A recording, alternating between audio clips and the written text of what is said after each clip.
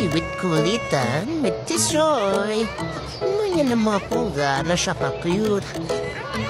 Yun guys, isa sa banding namin yung ganyan. So, nahawakan siya, tapos tataas na pa yung kilikili niya. Gusto niya yan. Ganyan di ba yung mga pusa niyo? Ano? Gusto niya pa talaga. Panoorin niyo lang guys.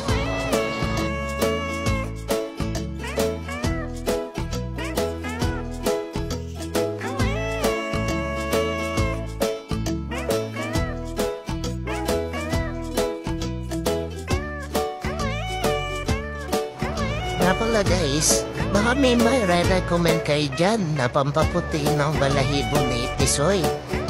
Simula kasi nung niliguan namin dito, nagganyan na siya eh. Kahit anong ligo niya, ayaw pa rin matanggal. Comment niyo naman, baka pwedeng makatulong. Thank you po.